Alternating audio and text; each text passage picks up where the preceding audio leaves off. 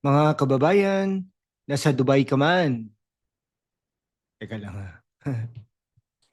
Okay, mga kababayan, nasa Dubai ka man, Toronto o Davao City. Grabe ang init ng Philippine politics ngayon ha. Karen Davila bumanat na naman sa TV Patrol. Sabi niya, wag daw mag-abogado ang mga senador para kay VP Sara Duterte. Pero teka, Karen, bakit parang ikaw ang judge ha? At executioner, no? Talaga nabubulol pa ako no. Ano ba talaga ang laban dito? Is it about justice or just another political drama?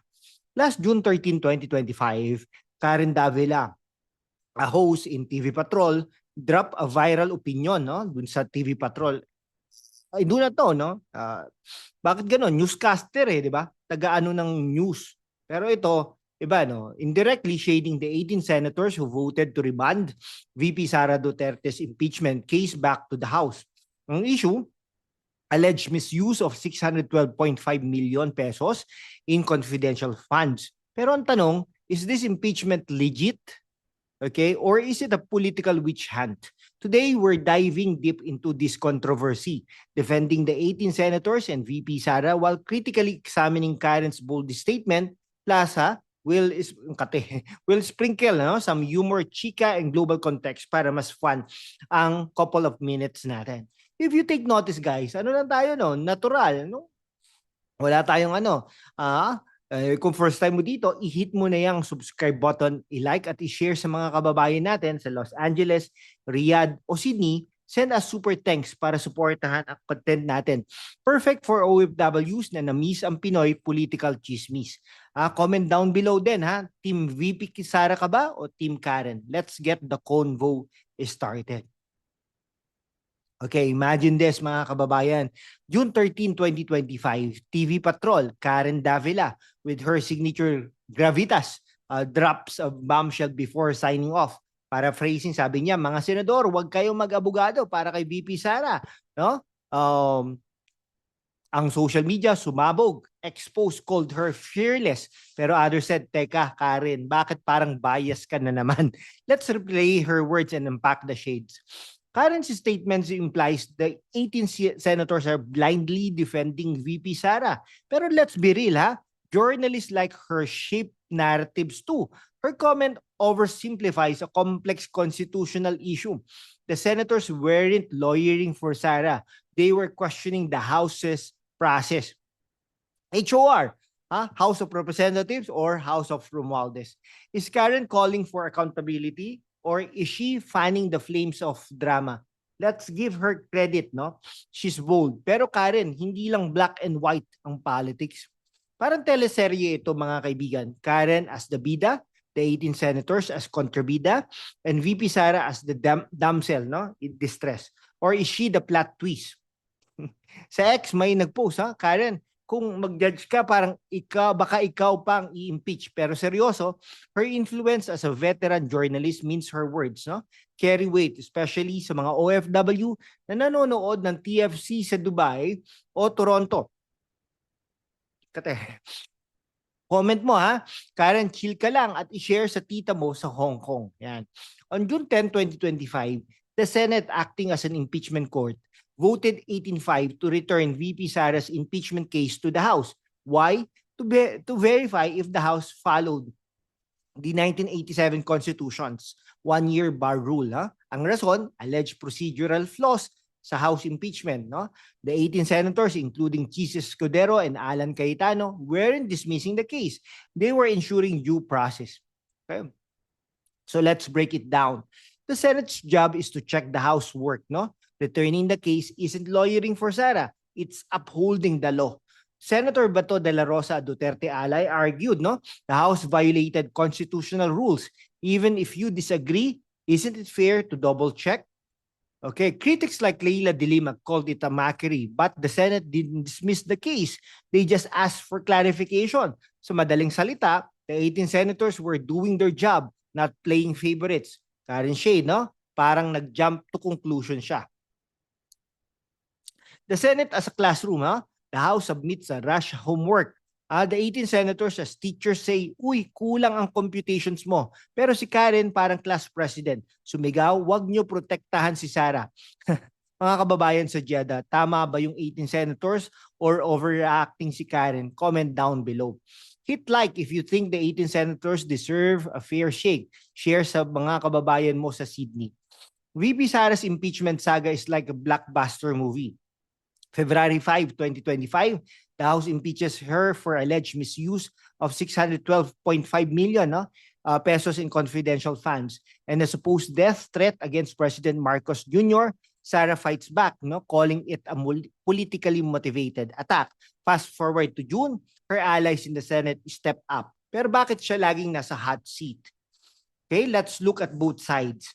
Critics says her confidential funds lack transparency. No, religious groups and business leaders want a trial. Fair point. Public funds need accountability. No, she denies wrongdoing, and her camp argues other officials have bigger confidential funds. Plus, the death threat charge feels flimsy, parang exaggerated sa teleserye. Our take: Sara's not perfect, but the impeachment smells like political payback. Her falling out with Marcos Jr. In 2024 set the stage. The 18 senators gave her a fighting chance, not a free pass. Sa X, may meme, Sara Duterte versus House. Round 1, fight. Pero seryoso, if Sara's guilty, prove it in a fair trial. Hindi sa trial by media. Karen, wag mo kaming spoil sa ending. Mga kaibigan, sa Singapore anong bet nyo? Innocent ba si Sara? Super thanks for your thoughts. Subscribe para sa more VP Sara updates. Share sa pinsan mo sa Abu Dhabi. Confidential funds are budgets for sensitive government operations like intelligence or security. VP Sara's 612.5 million pesos is peanuts compared to other agencies' billions. Pero bakit siya lang ang pinapansin? Let's compare. Department of National Defense, 4.5 billion pesos confidential funds last 2024.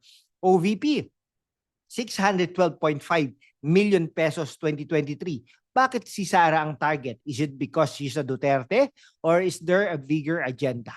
In the US, the CIA's budget is classified but estimated at $15 billion.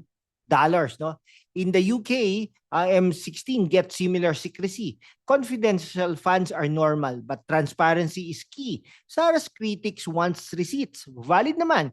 Pero the House rush impeach feels like they're skipping steps. The 18 senators move ensures the process isn't a kangaroo court. Parang game show to, Pinoy politics feud, Team House, impeach agad. Team Sara, Team Senate, teka, check the rules, Si Karen, host na nagbibigay ng unsolicited clues, Mga kababayan sa Qatar, anong score nyo sa drama na ito? Comment down below. Okay, let's reimagine this as a reality show. Impeachment Island, Karen Davila as the host, there are players who forgot the rule book. Pero seryoso, The Senate's move is a check and balance, not a cover-up. In Brazil, ex-President Bolsonaro faced impeachment threats but survived due to Senate allies. In South Korea, Park Geun-hye, impeachment followed strict processes. The Philippines, parang nagmamadali ang House. Pero the Senate saying, chill, let's do this right. Sa X, may nag-post, Karen Davila for Supreme Court Justice. Pero teka, if she's judging the senators, sino ang mag-judge sa kanya? Mga kaibigan sa Milan, anong reality show title ang bagay sa drama na ito? Share your ideas, mga kaibigan. Share sa barkada mo, Subscribe for more global chika and share sa mga barkada mo sa San Francisco. So ano ang laban? Karen Davila's shade was bold but missed the mark. The 18 senators weren't lawyering for VP Sara. They were protecting the Constitution. Sara herself, she's not a saint, but she deserves a fair trial, not a media circus. Confidential funds are messy, but singling her out feels political, Philippine politics is a teleserye, pero let's demand due process, not drama. Sa mga kababayan natin sa Toronto, Dubai, Davao, politics affects us all. OFW remittances, local jobs, even our Netflix chill vibes. Let's stay informed, critical, and engaged. The 18 senators took a stand for fairness, Agree or not, that's democracy at work. Kung nag-enjoy ka, i-hit ang subscribe button, like at share sa tita mo sa Hong Kong, tito mo sa Riyadh, o bestie mo sa Sydney. Comment, no? Team 18 Senators o Team Karen. Send super thanks to keep this channel alive. Perfect, no? For OFWs na na-miss ang Pinoy Chismis. Follow us, okay, sa X, no? For real-time updates, and see you next week, no? Or tomorrow, no? For more political deep dives. Salamat mga kababayan. Subscribe and share.